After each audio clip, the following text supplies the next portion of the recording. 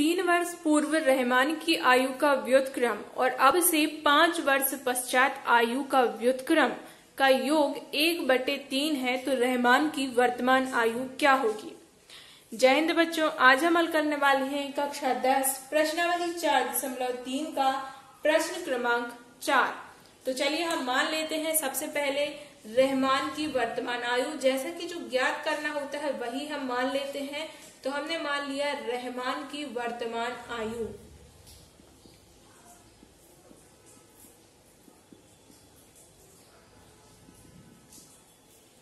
रहमान की वर्तमान आयु हमने मान ली x। अब इस x की वैल्यू ही हमें क्या करनी है, फाइंड करनी है। तो प्रश्नानुसार जमाएंगे। प्रश्न में दिया गया है कि 3 वर्ष पूर्व रहमान की आयु का व्युत्क्रम। अब देखिए 3 वर्ष पूर्व यानी कि वर्तमान आयु में से 3 घटा देंगे तो 3 वर्ष पूर्व निकल आएगा। तो x ऋण 3 हो गई 3 वर्ष पूर्व की आयु और उसका व्युत्क्रम यानी कि 1/x ऋण 3। फिर कह रहे हैं और अब से 5 वर्ष पश्चात की आयु।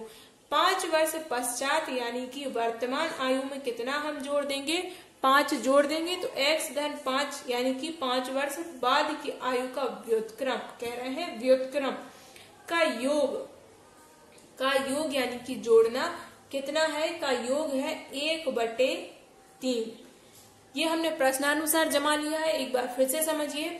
वर्तमान आयु हमने मानी है x और प्रश्न कह रहा है कि 3 वर्ष पूर्व की आयु का व्युत्क्रम। 3 वर्ष पूर्व की आयु यानी कि x ऋण 3 का व्युत्क्रम यानी कि 1/x ऋण 3 और अब से 5 वर्ष पश्चात की आयु। 5 वर्ष पश्चात की आयु यानी कि x धन 5 और का व्युत्क्रम यानी कि 1/x धन 5 का योग यानी कि हमने इन दोनों को जोड़ देंगे जो हमें क्या मिलेगा, 1/3। अब हमें एक समीकरण मिल गया है, इसको हमें सॉल्व करना है ताकि हम क्या निकाल पाए, रहमान की वर्तमान आयु। चलिए सबसे पहले हम इन दोनों को लघुत्तम ले लेंगे तो क्या हो जाएगा, x ऋण 3 और ये हो जाएगा x धन 5, ये लघुत्तम आ गया। तो यहाँ पर हो जाएगा x धन 5 और ये धन x ऋण 3 बराबर में 1/3 जा रहा है। इसको हम हल करेंगे तो ये हो जाएगा 2x और ये बचेगा 5 में से 3 जाएंगे तो ये बचेगा 2। यहाँ पर साथ में हम त्रियक गुणा भी कर दे रहे हैं, 3 का हम यहाँ पर गुणा कर देंगे तो ये हो जाएगा 3 और बराबर में x ऋण 3 और x धन 5 का हमने गुणा कर दिया कितने से, 1 से गुणा कर दिया। तो ये अब हमें लिखने की जरूरत नहीं है 1। अब इसको हम और हल कर लेंगे।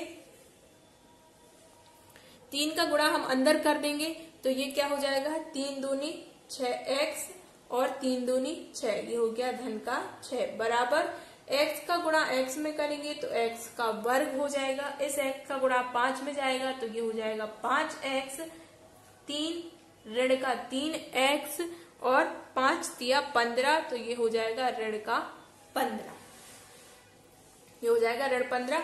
हमने इन दोनों समीकरणों का इन दोनों कोष्टक का हल गुणा कर दिया तो यहाँ पर हमें ये गुणनफल मिला। अब देखिए 5x में से 3x घट जाएंगे तो ये क्या मिलेगा, x का वर्ग धन 2x ऋण 15 और यहाँ पर हमारे पास पहले से क्या है, 6x धन 6 तो ये हो जाएगा 0 बराबर x का वर्ग धन 2x और ये 6x पक्षांतर होके इस तरफ जाएगा तो ये हो जाएगा ऋण का x, फिर है ऋण 15 और ये 6 जो है पक्षांतर होके जाएगा तो ये हो जाएगा ऋण का 6 तो ये हो जाएगा 0 बराबर x का वर्ग ऋण 4x और यहाँ 6x में से 2x घट गए तो ये हो गया 4x, 15 और 6 ये हम जोड़ देंगे तो ये हो जाएगा 21। अब देखिए यहाँ पर जो ऋण का 6 है उसमें से ये देखिए 6 है ऋण का, 2 है धन का,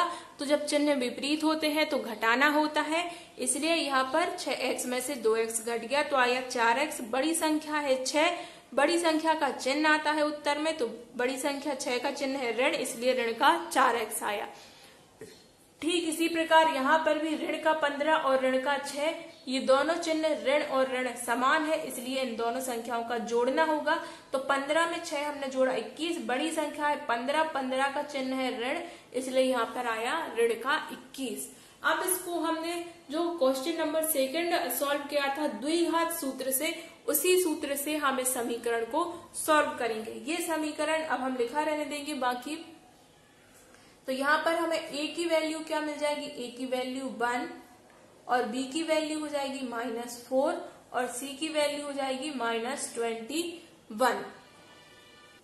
अब देखिए यहाँ पर हमारे पास a, b और c की वैल्यू है, तो हम इसको यहाँ से सूत्र लगाएंगे। सूत्र क्या होता है, x बराबर होता है -b plus minus under root ba² -4ac divide by 2a।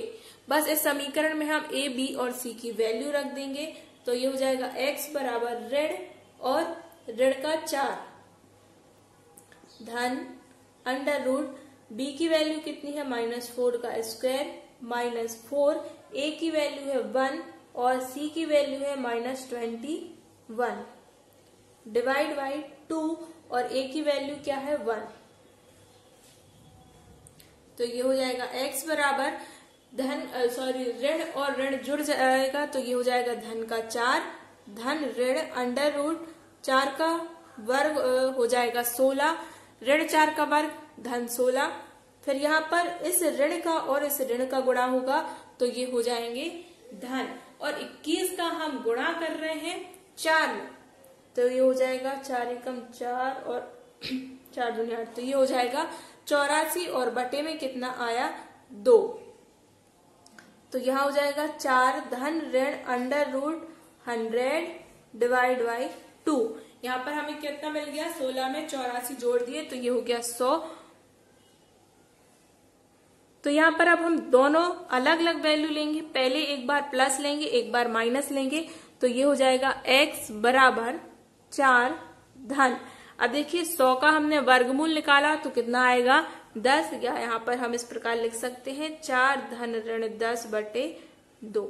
ठीक है, x बराबर कितना मिल गया हमें 4 धन ऋण 10 बटे 2। एक बार हम धन लेंगे एक बार ऋण लेंगे ताकि हमारे पास दोनों वैल्यू आए। पहले हमने धन ले लिया, x बराबर 4 धन 10 बटे 2, तो 4 और 10 को जोड़ दिया तो कितना हो गया 14। तो x बराबर कितनी वैल्यू मिली हमें 7। ठीक है, x की वैल्यू हमें क्या मिल गई 7। फिर हम ऋण वाला लेंगे तो x बराबर हो जाएगा 4 ऋण 10 बटे 2, तो ये कितना आएगा ऋण का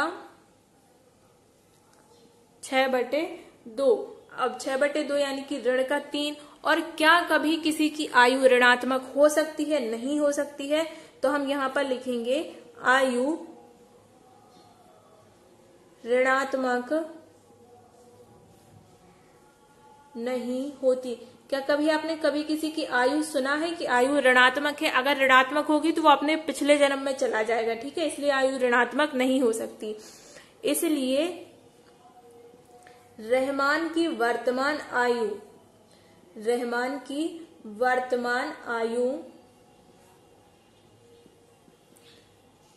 आयु कितनी थी x, और x की वैल्यू हमें क्या मिली 7, तो वर्तमान आयु क्या हो गई रहमान की 7।